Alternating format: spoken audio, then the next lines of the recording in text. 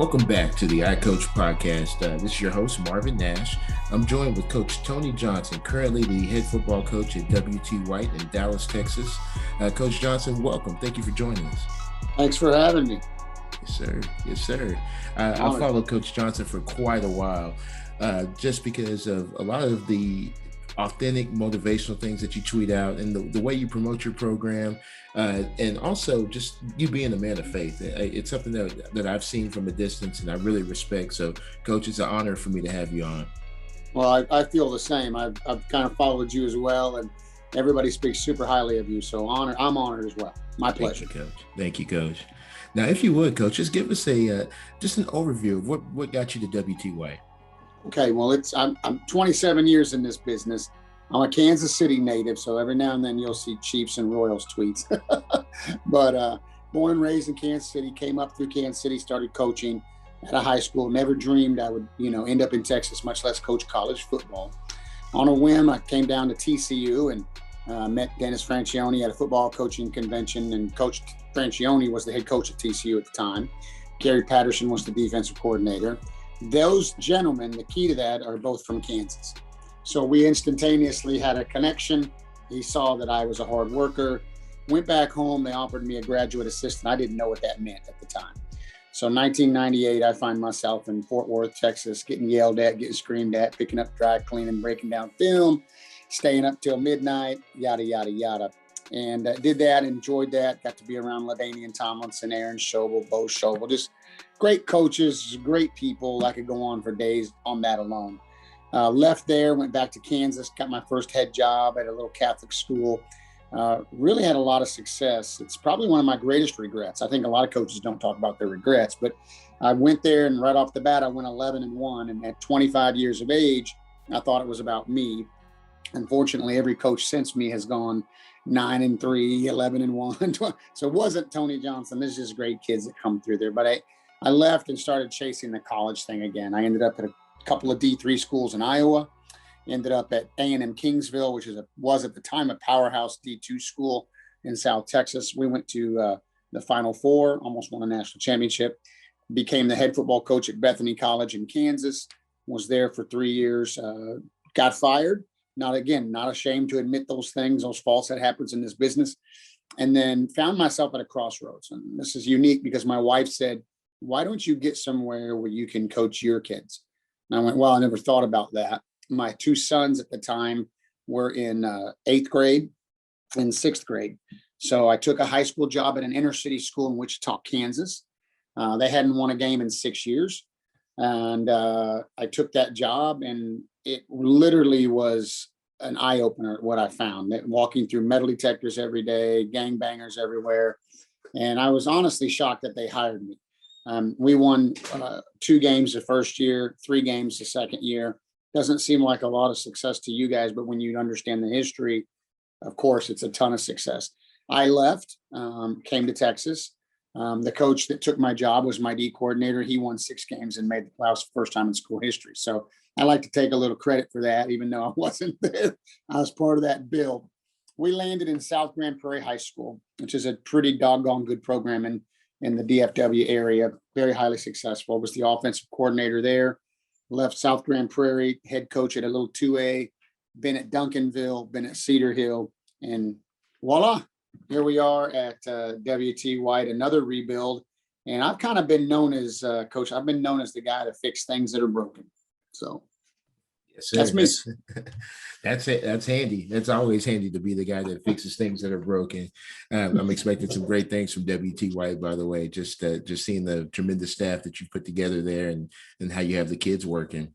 Now, Coach, let me ask you this: as a young coach, I'm a guy who, I'm leaning towards going the college route, but I do love high school coaching. Any coaches like myself, what's some advice you would give to them on making that choice between high school and college? Well, everybody's unique, right? And everybody's situation is unique. My situation is not the way you wanted to do it. I was married with 3 kids at the time I decided to GA. And that would be the first thing, is try to get a GA or quality control type of job. On the field analysts didn't exist back when I was there. But if you're married, and I don't know if you are, if you're married and have children, it's very difficult because here's the thing, coach, you're not going home when you want to go home. You don't get to go home when your work's done. The head coach tells you when you're going home. And so I see a lot of guys jump from high school to college and they think it's all bells and whistles and they're excited. What they don't tell you, because I think a lot of times people hide on social media, they only portray the good. What they don't tell you is 7 a.m. staff meetings, usually leaving at 11 midnight. And coach is going to ask you where you are. You're going to have a daily schedule handed to you every day, 7 days a week. And so it's mind boggling. A lot of people that want to go, I'm not saying that to deter anybody, but the way to get in, as you asked, is when I came up, I worked Nebraska, K-State, KU, TCU, any football camp back when camps were big, I worked them. And I didn't care. I drove myself there, my own gas. I didn't care if they paid me. Iowa State. I spent my entire summer. I never went to summer workouts at my high school in Kansas because I was working these camps. But back then, my high school head coach, he didn't care. He ran the weight room program in the summer. And in his mind, I was working, trying to get better. So that's how I got to make connections and get in with all these college coaches, and then therefore got offered my first GA job at TCU. But it took about 3 years of really grinding camps and making those connections. As far as being a high school head coach, you're working for one of the best, and just staying by his side is. I tell this to my son. My son is a young coach at Arlington Martin.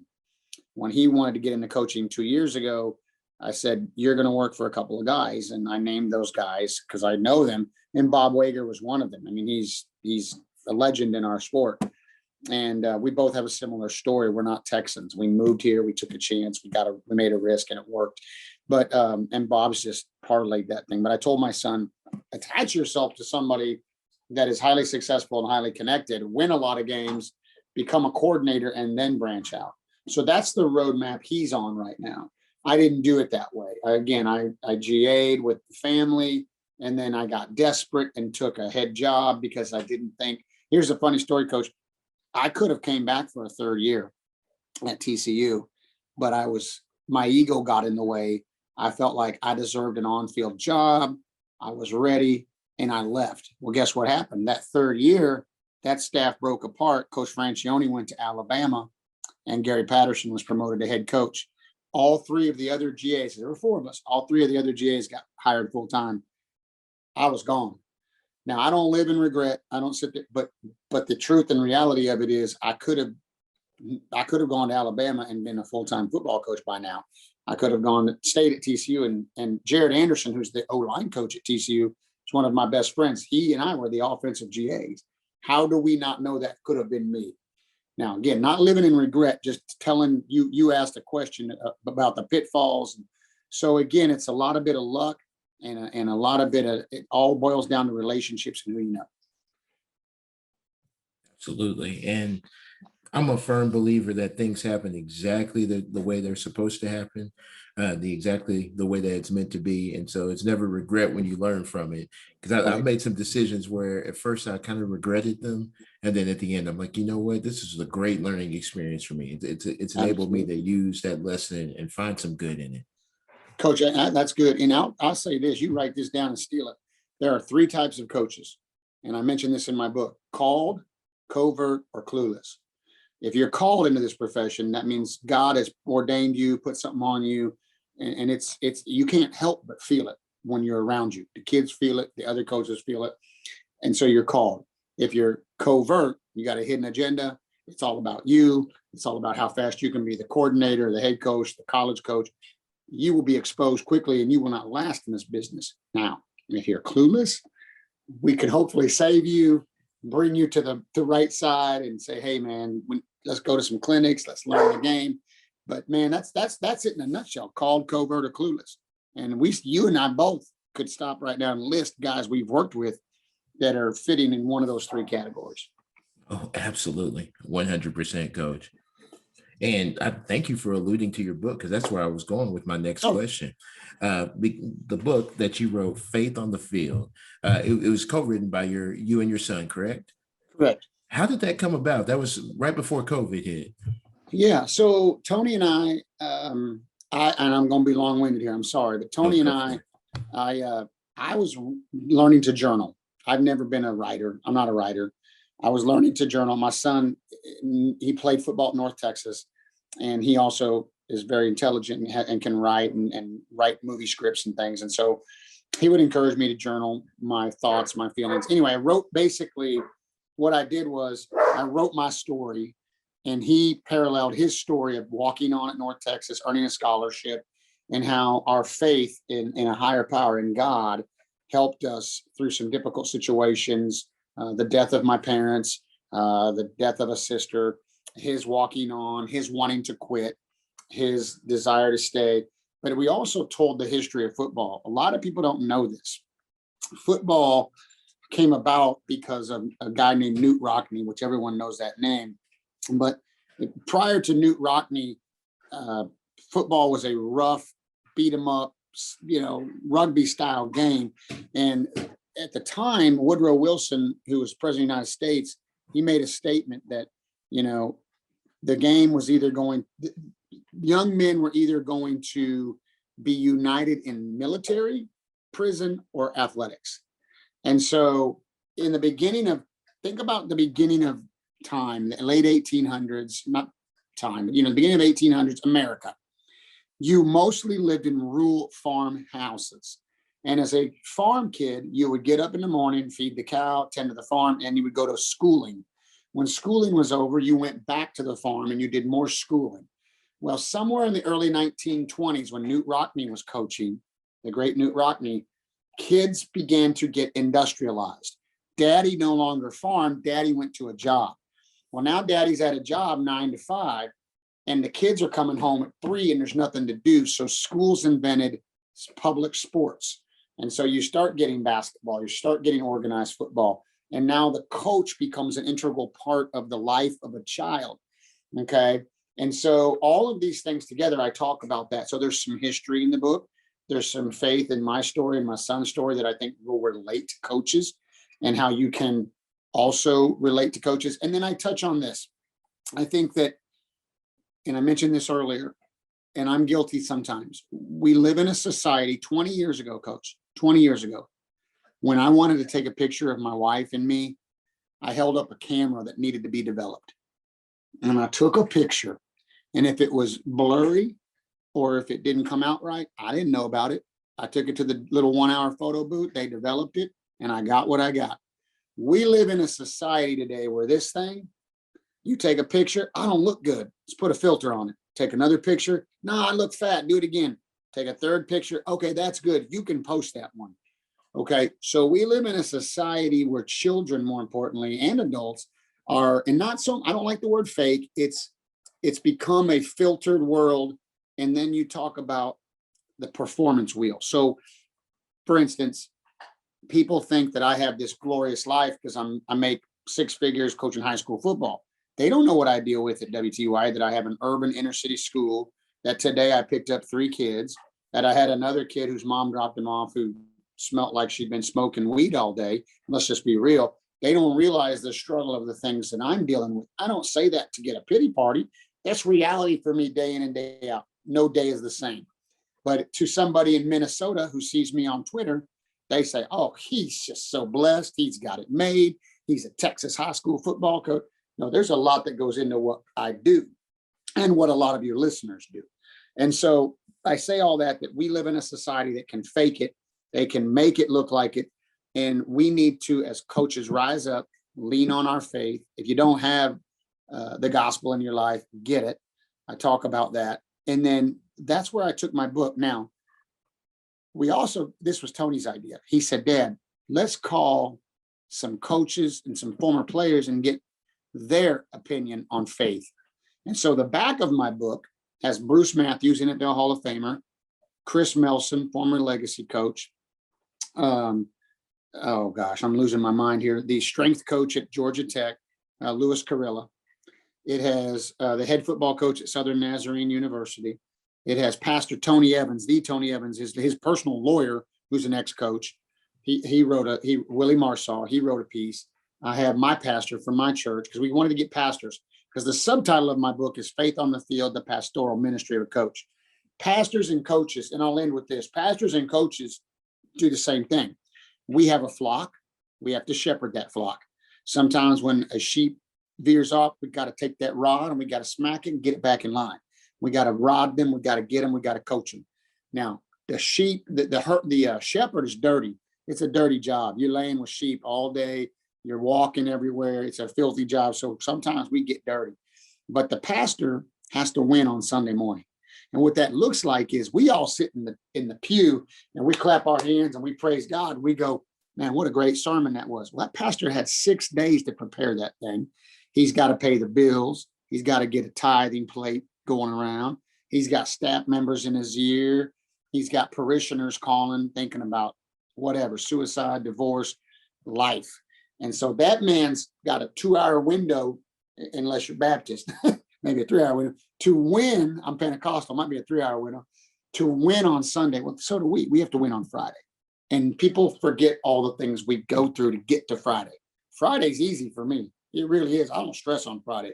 You either, because the hay's in the barn, the kids are either going to perform or they're not. Your job's over. Oh, you hit the nail on the head, Coach. Let's unpack that real quick. The parallels. So, Monday you get your scouting report, your install, you make sure everything's right. You practice it on Tuesday, you practice it on Wednesday. Thursday is your run through, and then Friday is your performance time, and that's where you're trying to win. As a coach, and let me see if I process this right, because I think he just spoke a word to me. As a coach, every single day leading up until that time to win with these kids is preparation. We're preparing them in everything we do. And so how we do anything is how we do everything as a leader. Yep. So Coach, give me some examples of some of the things that you've done to help guide kids who are just completely lost. Well, first of all, I've been blessed to have a ton of maturity throughout the years, right? And great mentors. The first thing I would tell you is to have a mentor. I have Dr. Keith Murphy, the superintendent, Melissa ISD. I speak weekly to him. I have to, or I'll go insane.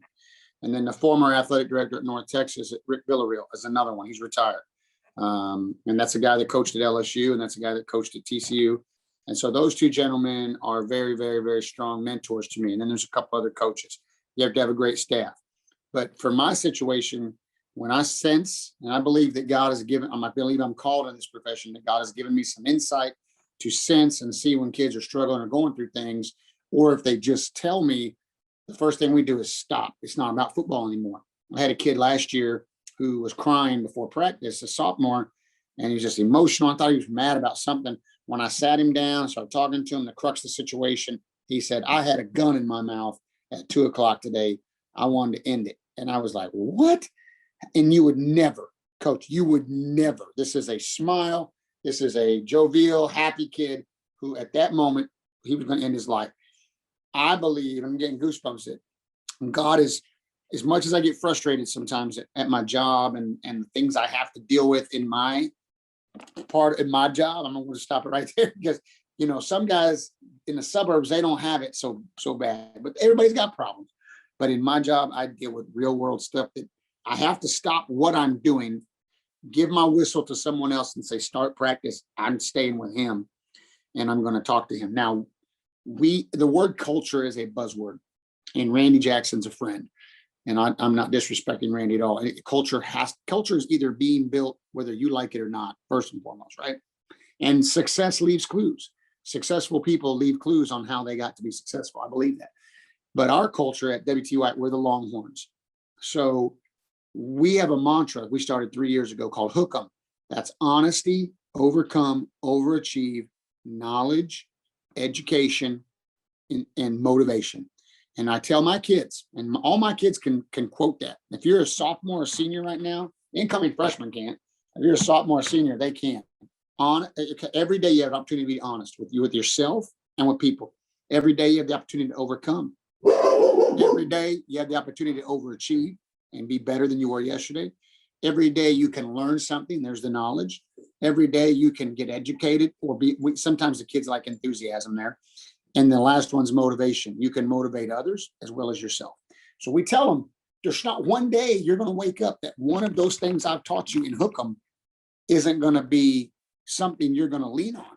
And they're like, Coach, I did this today. I go, oh, education.